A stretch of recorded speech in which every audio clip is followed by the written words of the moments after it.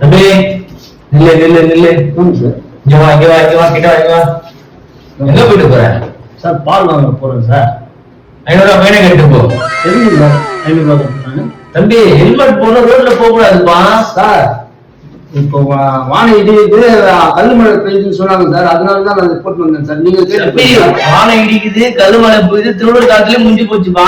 நீங்க சொல்லாத ஹெல்மெட் போட்டு போ. வானொலி எச்சரிக்கை கேக்குறீங்களா இல்லையா? 1000 ரூபாய் கட்டுறியா இல்ல ஜெயிலுக்கு போறியா? என்ன உன் கான்செப்ட்? பால் வாங்குற ஹெல்மெட் போடணும் ரோட்ல போனா ஃபைனை கட்டுதான் போனோம். கவர்மெண்ட் ரூல்ஸை மாத்தி ரொம்ப நாள் ஆயிடுச்சு. 2026ல இருந்து ஹெல்மெட் போடணும் போனா ஃபைனு போடணும்னு சொல்லிக்கிறாங்க. ஓகேவா? அட்ஜஸ்ட் பண்ணணும்னு சொல்றதுனால நான் பேக்கெட்டே வைக்கிறது இல்லப்பா. ஏட்டம்மா தம்பிய கவுனி என்ன சொல்றாரு பாரு.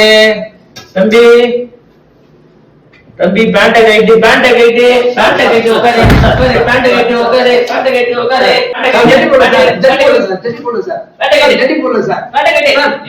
எந்த சட்டத்துல அடின்னு சொன்னாங்க சார் உங்களை? இது 2026 புது சட்டம்பா. பேண்ட கைட்டு பேண்ட கைட்டு பேண்ட். பைக் ஹெல்மெட் போடுது, பைக் இல்லாம ஹெல்மெட் போடுது. உனக்கு பேண்ட் போட முடியல ஜெட்டி போடணும்னு தெரியலையாப்பா? சார் பால் கடிக்காதுன்னு சொன்னாங்க, மழை வெள்ளம் புயல் சொன்னாங்க சார். அதான் கல்லு மழைன்னு அதை சொன்னாங்க, அதான் ஹெல்மெட் போட்டு வந்தேன் சார். ஹெல்மெட் போட்டிய மழை பெஞ்சா தண்ணியில பேண்ட் நடிங்க, அப்ப ஜெட்டி போடலையே ஒரே கசகசன்னு இருக்காது. அதுக்காகதான் சார் ஜெட்டி போடல. ரோட்ல நம்ம போறதுக்கு முன்னாடி ஹெல்மெட் போடுறோமோ பைக் எடுக்கிறோமோ பர்ஸ் எடுக்கிறோமோ லவரை பார்க்க சென்ட் அடிக்கிறோம் முக்கியம் இல்ல. முதல்ல உள்ள ஜெட்டி போட்டுருமான்னு பாத்துட்டு போங்க. இந்த மாதிரி யாருக்குனாலும் எப்பனாலும் நடக்கும். உங்களுக்கு வரக்கூடாது.